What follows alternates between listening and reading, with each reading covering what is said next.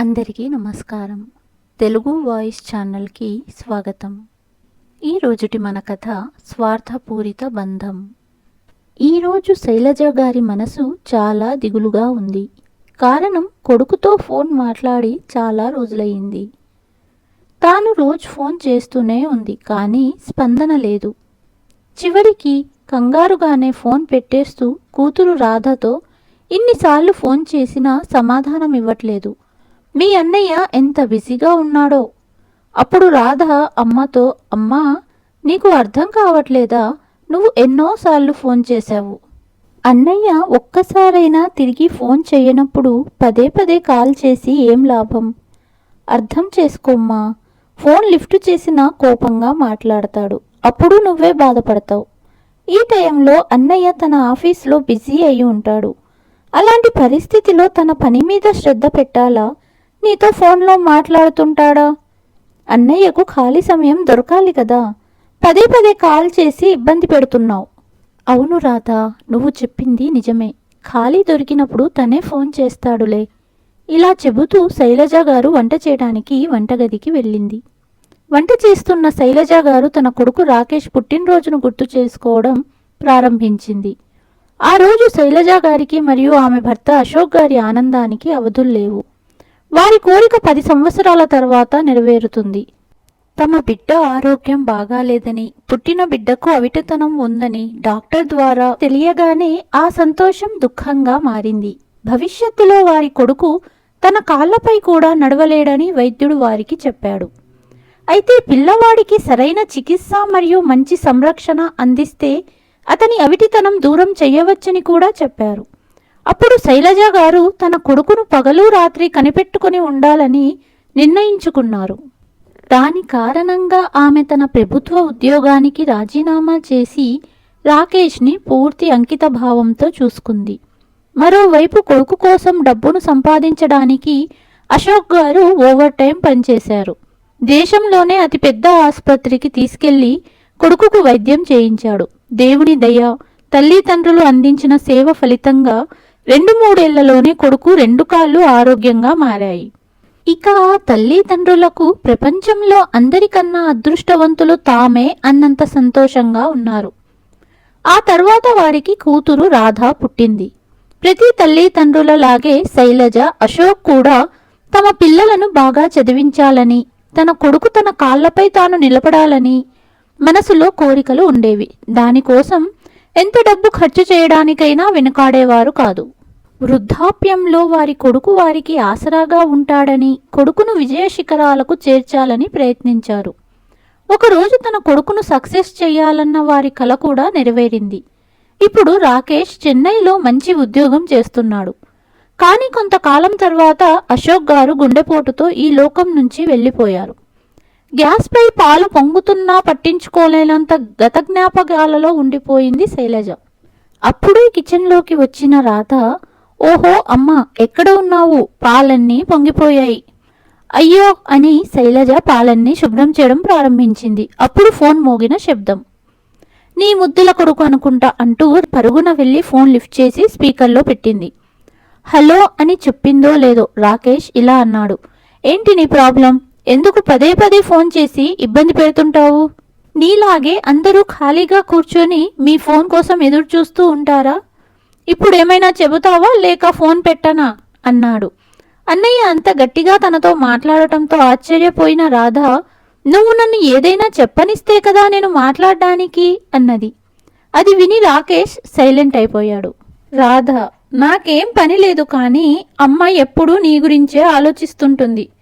కానీ నీ మాట్లాడే విధానం చూసి ఇప్పుడు కూడా తనకు అర్థం కావడం లేదు. తన కొడుకు ఇప్పుడు తన కొడుకు రాకేష్ కాదని. అంతలో శైలజ గారు రాధా చేతిలోంచి ఫోన్ తీసుకొని, ఏం మాట్లాడుతున్నావు రాధా? నీకేమైనా మతిపోయిందా? ఎవరైనా అన్నయ్యతో ఇలా మాట్లాడతారా? లోపలికెళ్ళు అన్నది. కోపగించుకున్న రాధ లోపలికెళ్ళిపోయాక ఆమె తన కొడుకుతో మాట్లాడడం ప్రారంభించింది. రాకేష్ కోపంగా అన్నాడు, అమ్మా, నీ కూతురుకి పెద్ద మరియు చిన్న అనే తేడా లేకుండా ఎక్కువగా మాట్లాడుతుంది. అంతలో అమ్మ కలగచేసుకుని, సరే ఇక వదిలేయ్ అన్నది. అప్పుడు అతను, సరే అమ్మా, నాకు డబ్బు కావాలి అని చెప్పాడు. విషయం ఏమిటంటే నేను కొంతకాల క్రితం ఇంట్లో మరమ్మత్తు పనులు మొదలుపెట్టాను. మరియు కొన్ని రోజుల నుంచి నీలు ఆరోగ్యం బాగాలేదు. ఆమెను కూడా డాక్టర్ వద్దకు తీసుకెళ్ళాలి. అందుకే జీతం డబ్బులు సరిపోవట్లేదు. వీలైతే కొంచెం డబ్బు ఏర్పాటు చెయ్యి. మిగతావన్నీ నేను చూసుకుంటాను. ఇంటి రిపేర్ పని అయిన తర్వాత నేను మీ ఇద్దరిని చెన్నై పిలుస్తాను. అప్పుడు అందరం కలిసి ఇక్కడే ఉందాము. మీరు వచ్చినప్పుడు ఇబ్బంది పడకూడదనే నేను ఇల్లు రిపేర్ చేయిస్తున్నాను. అప్పుడు శైలజ గారు, పర్వాలేదు రాకేష్, నేను డబ్బు ఏర్పాటు చేస్తాను. ఎంత డబ్బు కావాలి, ఎంత సమయంలోపు కావాలి చెప్పు అన్నది. అప్పుడు రాకేష్ కోపంగా, ఏంటమ్మా ఇది, ఎంత సమయం అంటే అర్థమేంటి? అలా కాదు రాకేష్, అసలు విషయం ఏమిటంటే గత ఏడాది నీలు తల్లి ట్రీట్మెంట్ కోసం డబ్బు అర్జెంటుగా కావాలి, చాలా అస్వస్థతగా ఉందని చెప్పావు.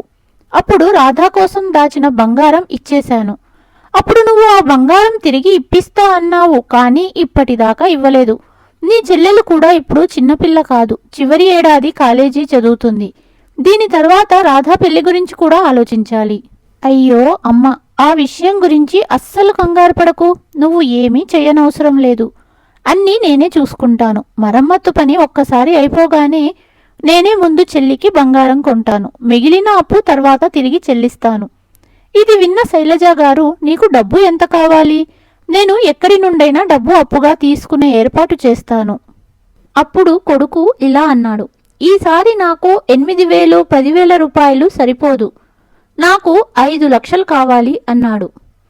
అది విన్న శైలజ ఆలోచనలో పడింది. నేను ఇంత పెద్ద మొత్తం ఎలా ఏర్పాటు చేయగలను? అప్పుడు రాకేష్, మీరు ఒక పని చేయండి, ఇంటిని తాకట్టు పెట్టండి. ఇంటిని తాకట్టు పెడితే మనకు మంచి మొత్తం వస్తుంది. కానీ ఇంటిని తాకట్టు పెట్టే విషయాన్ని శైలజ ఒప్పుకోలేదు. మాకు మిగిలింది ఈ ఇల్లు ఒక్కటే, అది కూడా తాకట్టు పెడితే నేను నీ చెల్లి ఎక్కడ ఉండాలి? అప్పుడు రాకేష్ ఇలా అన్నాడు, అమ్మా, నీ కొడుకు మీద నీకు అస్సలు నమ్మకం లేదు కదా, నేను అన్నీ చూసుకుంటాను, అస్సలు కంగారు పడకు అన్నాడు. ఆమె కొడుకు మాటలను నమ్మి ఇంటిని తాకట్టు పెట్టడానికి ఒప్పుకుంది. ఇంటిని తాకట్టు పెట్టడం ఇష్టం లేని రాధ, రేపటి రోజున అన్నయ్య డబ్బు చెల్లించకపోతే మనము రోడ్డున పడతాం, ఇంటిని తాకట్టు పెట్టొద్దు అని తల్లికి చెబుతూనే ఉంది. కొడుకు మాటలు శైలజ గారిని మార్చేశాయి. నా కొడుకు మీద నాకు చాలా నమ్మకం ఉంది, నువ్వు మౌనంగా ఉండు. నేను నా కొడుకును కష్టకాలంలో ఆదుకోకపోతే ఇంకెవరు ఆదుకుంటారు? మరియు ఇంటి పని పూర్తి కాగానే మనల్ని కూడా తనతో చెన్నై తీసుకెళ్తా అన్నాడు. నీ పెళ్లి ఖర్చులు భరిస్తాడట, అయినా పెద్దవాళ్ల విషయంలో జోక్యం చేసుకోవద్దు అన్నది. తాకట్టు పెట్టిన ఇంటి నుండి వారికి 10 లక్షల రూపాయలు వచ్చాయి. వచ్చిన డబ్బును కొడుకుకు ఇవ్వాలని ఫోన్ చేసి డబ్బు చేతికి అందింది. వచ్చి తీసుకెళ్ళు, అలాగే మోకాల నొప్పులతో చాలా రోజుల నుంచి బాధపడుతున్నాను, మంచి డాక్టర్కు చూయించు అన్నది. హా సరే అమ్మా, నేను నీళ్ళు 1 వారం ఉండేట్టు వస్తాము అన్నాడు రాకేష్. ఫోన్ పెట్టేసిన అమ్మతో రాధ ఇలా అన్నది, అమ్మా, ఆ మొత్తంలో 5 లక్షలు ఆదా చేసి నీ వద్ద ఉంచుకో. అన్నయ్య 5 లక్షలు ఇవ్వమని అడిగితే కేవలం 5 లక్షలే ఇవ్వు, మిగిలిన డబ్బును నీ ఖాతాలో జమ చేసుకో. మరియు ఒక విషయం గుర్తుంచుకో, ఇంటి మీద ఎంత డబ్బు వచ్చిందో అన్నయ్యకు చెప్పకు, లేకపోతే మిగిలిన డబ్బును ఏదో ఒక సాకుతో నీ నుండి తీసుకుంటారు. రాకేష్ తన భార్య నీలుతో మరుసటి రోజు ఉదయమే ఇంటికి చేరుకున్నారు. ఇద్దరూ నవ్వుతూ అమ్మ పాదాలు తాకి ఆశీస్సులు తీసుకోవడం మొదలుపెట్టారు. అప్పుడు నీలు, ఏంటి అత్తగారు, చెన్నై రావచ్చు కదా, అది కూడా మీ ఇల్లే అన్నది. ఇంకెన్ని నాళ్ళులే అమ్మా, మీ ఇంటి రిపేరీ పూర్తి అవ్వగానే మనము కలిసే ఉందాం అన్నది. ఏంటి రాకేష్, కరెక్టే కదా అన్నది. ఇది విన్న వెంటనే నీలు ముఖంలో చిరునవ్వు మాయమయ్యింది. భర్త వైపు కోపంగా చూసింది.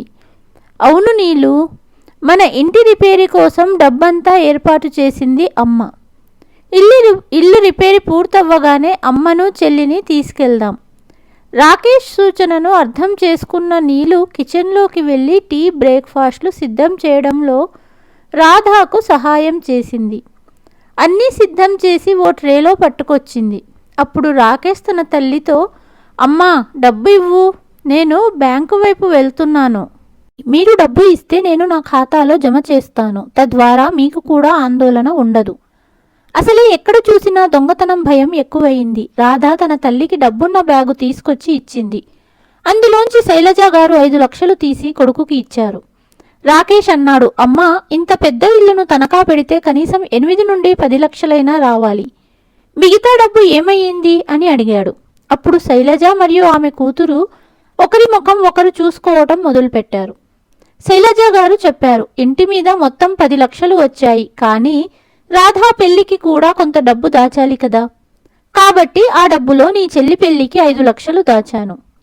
2 సంవత్సరాల్లో మంచి అబ్బాయిని చూసి పెళ్లి చేసేస్తే నా బాధ్యతలు అయిపోతాయి. ఇది విన్న రాకేష్ కోపంగా అన్నాడు, నన్ను నమ్మలేదు కదా నువ్వు? అయినా నమ్మితే డబ్బు మొత్తం ఇచ్చేదానివి. పరాయి వాడిని చేసేసావు కదా నన్ను అన్నాడు. సరే, నమ్మకం లేకుంటే వదిలే. అప్పుడు శైలజ గారు, అయ్యో బాబు, ఏమి మాట్లాడుతున్నావు? నీ మీద నాకు పూర్తి నమ్మకం ఉంది. నువ్వు కావాలి అంటే మిగిలిన డబ్బు కూడా ఇస్తాను. నాకు అవసరమైనప్పుడు మీ దగ్గర నుండి అడుగుతాను అని మిగిలిన డబ్బు ఇచ్చేసింది. అప్పుడు రాకేష్ నీళ్లుతో కలిసి బ్యాంకుకు వెళ్ళాడు. అతను వెళ్ళిన తర్వాత రాధ తన తల్లితో చెప్పింది, అమ్మా, నిన్ను మిగిలిన డబ్బు ఇవ్వొద్దని చెప్పినా ఇచ్చేశావు. ఎందుకిలా చేశావు అన్నది. ఇప్పుడేమైంది? తను నీ అన్నయ్య. డబ్బు వాడి వద్ద ఉన్నా మన వద్ద ఉన్నా ఒక్కటే అని చెప్పి శైలజ తన గదిలోకి వెళ్ళింది. మరుసటి రోజు ఉదయం శైలజ నిద్ర నుండి లేచింది. అప్పటికే తయారై నిల్చున్న ఆమె కొడుకు మరియు కోడలు ఆమె వద్దకు వచ్చి వారి బ్యాగులు తీసుకొని వెళ్ళొస్తామన్నారు. ఇది చూసి శైలజ, రాధ ఆశ్చర్యపోయారు. అప్పుడు, బాబు, నువ్వు వారం ఉంటాను మరియు మోకాల వైద్యం చేయిస్తాను అన్నావు కదా, ఇంత తొందరగా వెళ్ళడం ఏమిటి అనుకున్నా అమ్మా. కానీ ఆఫీస్ నుండి ఫోన్ వచ్చింది. ముఖ్యమైన పని ఉంది, వెళ్ళాలి. కొద్ది రోజుల తర్వాత మళ్ళీ వచ్చి నిన్ను మంచి డాక్టర్ దగ్గరికి తీసుకెళ్తాను అని చెప్పి వెళ్ళిపోయారు. అప్పుడు రాధ చెప్పింది, నాకు తెలుసు, డబ్బు కోసం మాత్రమే ఇక్కడికి వచ్చారు. ఇది విని శైలజ కూడా కాస్త అనుమానం కలిగింది. క్రమంగా కొన్ని నెలలు గడిచాయి. శైలజ తన కొడుకు రాకేష్కి చాలాసార్లు ఫోన్ చేసింది మరియు కొన్నిసార్లు రాధ కూడా చేసేది. కానీ అతను ఎప్పుడూ ఫోన్ ఎత్తలేదు. మరియు కొన్నిసార్లు మీటింగ్లో బిజీగా ఉన్నాననో డ్రైవింగ్లో ఉన్నాననో అనే సాకుతో పెట్టేసేవాడు. 2 నెలల నుండి బ్యాంక్ ఇన్స్టాల్మెంట్ కూడా కట్టడం మానేశాడు. బ్యాంకు నుండి కంటిన్యూగా నోటీసులు వస్తూనే ఉన్నాయి. శైలజ గారు చేసేది ఏమీ లేక కూతురితో కలిసి చెన్నై వెళ్ళింది. శైలజ మరియు రాధ తన కొడుకు ఇంటికి చేరుకొని తలుపు తట్టగా అక్కడ ఇంకొకరు నివసిస్తుండడం చూసి శైలజ, రాధ ఆశ్చర్యపోయారు. ఆ ఇంటిని తాము కొన్నామని, ఇంతకు ముందు ఉన్నవాళ్లు ఇక్కడ నుండి మారారు, కానీ ఎక్కడ నివసిస్తున్నారో వారికి తెలియదు అన్నారు. ఇది విన్న శైలజ ఏమీ తోచక నిస్సహాయంగా ఉండిపోయింది. ఆమెకు పట్టణంలో మరెవరూ తెలియదు కాబట్టి ఆమె ఎక్కడికి వెళ్ళలేకపోయింది. కానీ రాధ ధైర్యం కోల్పోకుండా మళ్ళీ తన అన్నయ్యకు ఫోన్ చేసినా రాకేష్ ఫోన్ ఎత్తలేదు. చుట్టుపక్కల వాళ్ళని అడగడం మొదలుపెట్టింది. అంతలోనే రాకేష్ పేరు మీద కొరియర్ వచ్చేసరికి రాధ గమనించింది. రాకేష్ ఇప్పుడు అక్కడ లేకపోవడంతో పార్సిల్ మీద రాసి ఉన్న నెంబర్కి కాల్ చేయడం స్టార్ట్ చేశాడు కొరియర్ తెచ్చిన అబ్బాయి. సార్, మీ పార్సిల్ తెచ్చాను, మీ కొత్త అడ్రస్ చెప్పండి, నేను అక్కడికి వస్తాను. రాధ ఇది విన్నప్పుడు ఆమె మనసులో ఒక ఆలోచన వచ్చింది. ఆమె కొరియర్ అబ్బాయితో అన్నది, బాబు, నువ్వు రాకేష్తో మాట్లాడుతున్నావా? అప్పుడు కొరియర్ కుర్రాడు రాధా వైపు చూసి, అవును, మీకు తెలుసా అతను అన్నాడు. తెలుసు, కానీ తన కొత్త అడ్రస్ తెలీదు. ఈరోజు అతని పుట్టినరోజు కాబట్టి అతడిని సర్ప్రైజ్ చేద్దామనుకున్నాం. అందుకే చెప్పకుండా ఇక్కడికి వచ్చాం. ఇక్కడికి వచ్చిన తర్వాత ఇప్పుడు వేరే చోట ఉంటున్నాడని తెలిసింది. మీరు అతని కొత్త అడ్రస్ చెబితే ఉపకారం చేసిన వాళ్ళవుతారు అన్నది. అప్పుడు కొరియర్ కుర్రాడు రాకేష్ బిల్డింగ్ అడ్రస్ పేపర్ మీద రాసి రాధకి ఇచ్చాడు. కొద్దిసేపట్లో శైలజ, రాధ ఆటోలో కూర్చొని రాకేష్ కొత్త ఫ్లాట్ కొన్న బిల్డింగ్ ముందుకి చేరుకున్నారు. రాకేష్ ఫ్లాట్ చాలా పెద్ద సొసైటీలో ఉండేది. ఇద్దరూ లోపలికి వెళ్లడం మొదలు పెట్టగానే కమిటీ వాళ్ళు లోపలికి రాకుండా ఆపారు. అలాగే కొరియర్ కుర్రాడిని కూడా ఆపారు. కొరియర్ కుర్రాడు అక్కడే ఉన్న గార్డుకు కొరియర్ ఇచ్చి వెళ్ళిపోయాడు. పదే పదే రాకేష్ మా అన్నయ్య అని చెప్పిన గార్డ్ శైలజ మరియు రాధాలను లోపలికి పంపలేదు. శైలజ పాత చీర కట్టుకుంది. రాధ కూడా చాలా సాధారణమైన సల్వార్ సూట్ వేసుకుంది. మేము వచ్చిన విషయం మా అన్నయ్యకు తెలియచేయండి. అమ్మ చాలాసేపు ఎండలోనే ఉంది అని రాధ పదే పదే ప్రాధేయపడింది. అప్పుడు గార్డు రాధతో, నీకు వేరే పని లేదు, పెద్ద పెద్ద భవనాలు కదా, ఎక్కువ డబ్బులు వస్తాయని పని అడగడానికి వచ్చావు అన్నాడు. శైలజ, మీరు ఎలాంటి మాటలు మాట్లాడుతున్నారు? మేం మీకు పని మనుషుల్లా కనిపిస్తున్నామా? మేం ఎవరికీ పనివాళ్ళం కాదు. మా అబ్బాయి ఈ భవనంలోనే ఉంటున్నాడు, అందుకే వచ్చాము అన్నది. అది విని గార్డు నవ్వుతూ అన్నాడు, కానీ నీ పరిస్థితి చూస్తుంటే నీ కొడుకు ఈ బిల్డింగ్లో ఉన్నాడని అనిపించడం లేదు. దీనిపై రాధకు కోపం వచ్చి, నువ్వు అమ్మతో ఇలా ఎలా మాట్లాడతావు? మాతో ఇలా మాట్లాడినట్లు మా అన్నయ్యకు తెలిస్తే నిన్ను వదలడు. అప్పుడు ఆ బిల్డింగ్ లోపలి నుంచి ఒక పెద్దాయన వచ్చి విషయం ఏంటి అని రాధని అడిగాడు. అప్పుడు రాధ మొత్తం విషయం చెప్పింది. అప్పుడు ఆ పెద్దాయన, తాను అంతగా చెప్తుంది కదా, వెళ్ళనివ్వు అన్నాడు. పెద్దాయన చెప్పడంతో లోపలికి వదిలాడు గార్డ్. శైలజ గారు కూతురితో కమిటీ లోపలికి వచ్చింది. కానీ ఎటు వెళ్ళాలి అని ఆలోచిస్తుండగా ఎదురుగా వస్తున్న తన అన్నయ్య రాకేష్ను చూసింది రాధ. రాకేష్తో పాటు తన ఫ్రెండ్స్ కూడా అక్కడ ఉన్నారు. రాకేష్ తన ఫ్లాట్ బయట చేరుకొని బెల్లు కొట్టాడు. రాకేష్ను చూడగానే రాధ తన తల్లితో కలిసి అతని వైపుగా వచ్చింది. అదే సమయంలో నీలు డోర్ తెరిచింది. శైలజ తన కొడుకు రాకేష్ని కౌగిలించుకుని, ఎలా ఉన్నావు రాకేష్? చాలాసేపటి నుండి ఎండలో నిలబడ్డాము. ఆ గార్డు లోనికి పంపనే లేదు. సరే, అది వదిలే. ఇంతకీ నువ్వు ఎలా ఉన్నావు? 2-3 గంటల నుండి ఎండలో ఉన్న కారణంగా వారి బట్టలు కూడా పాతవిగా ఉండడం వల్ల వాళ్ళ పరిస్థితి చూడడానికి బాగాలేదు. తన పక్కన ఉన్న ఫ్రెండ్స్ ముందు చులకన కాకూడదని రాకేష్కు ఏమి చేయాలో అర్థం కావట్లేదు. అసలు ఎవరు మీరు? మా ఆయన్ని కొడుకు అంటున్నారు అన్నది నీలు. అప్పుడు రాకేష్ కూడా, ఎవరు మీరు? మీకు నిజంగా పని మనుషుల్లాగానే ఉన్నారు, కానీ ప్రస్తుతానికి మా ఇంట్లో పని మనిషి ఉంది. తన కొడుకు నోటి నుండి ఈ మాట విని శైలజ గారు కొడుకును చూస్తూ నిలబడిపోయింది.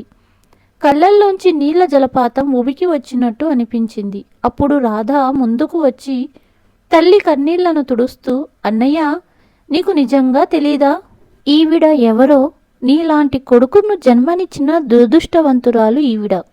జీవితమంతా నీకే అంకితం చేసిన తల్లిని నమ్మక ద్రోహం చేసి విలాసవంతమైన జీవితం గడుపుతున్నావా? ఇది విన్న రాకేష్ స్నేహితులు అతని వైపు ఆశ్చర్యంగా చూడడం ప్రారంభించారు. అప్పుడు రాకేష్, 2 పైసలకు కూడా అర్హత లేని నువ్వు నాకు వేదాంతాలు నేర్పుతున్నావా? ఛీ, ఇలాంటి వాళ్లను బయటికి తరమండి అన్నాడు. కొడుకి నోటి నుండి ఇలాంటి బరువైన మాటలు విని శైలజ గారి సహనం నశించింది. ఆమె ఒక అడుగు ముందుకేసి కొడుకు చెంప పగలగొట్టి కోపంగా అరుస్తూ, నీ చెల్లితో ఇలా మాట్లాడడానికి నీకు సిగ్గు లేదా? నా భర్తను కొట్టడానికి నీకు ఎంత ధైర్యం అని నీలు చెప్పింది. కోపంగా ఉన్న శైలజ నీలు చెంప కూడా పగలగొట్టి, ఈ పని ఇప్పుడు కాదు, అప్పుడు చెయ్యాల్సింది. నువ్వు ఎప్పుడైతే నా బంగారం అంతా అమ్మేసి అబద్ధాలు చెప్పావో, కొడుకు మీద ప్రేమతో నేను కూతురి ఒక్క మాట కూడా వినలేదు. ఆమె నన్ను ఎప్పుడూ హెచ్చరిస్తూనే ఉంది, నీ కోసం కొంత డబ్బు పొదుపు చేసుకో అని ఆమె నాకు చెప్పేది. కానీ నేను విలువ అనుబంధాలు లేని వ్యక్తిని నమ్మి అన్నీ ఇచ్చాను. అప్పుడు రాకేష్ కోపంగా, ఆ డబ్బు ఇచ్చి ఏ ఉపకారం చేయలేదు, అది నీ బాధ్యత. సరే, ఇప్పటిదాకా నువ్వు నా ప్రేమను చూశావు, కానీ నా కోపాన్ని చూడలేదు.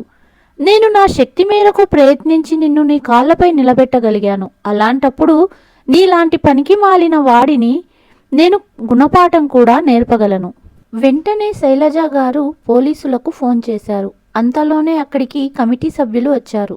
సహాయం చేసిన పెద్ద ఆయన, ఇలాంటి పిల్లలు పుట్టకపోవడం మంచిది, కనీసం తల్లిదండ్రులకు ఇలాంటి రోజు చూసే కర్మ అయినా ఉండదు అన్నాడు. కొద్దిసేపటిలోనే పోలీసులు కూడా అక్కడికి చేరుకుని శైలజ గారి ఫిర్యాదు మేరకు రాకేష్ను అరెస్టు చేశారు.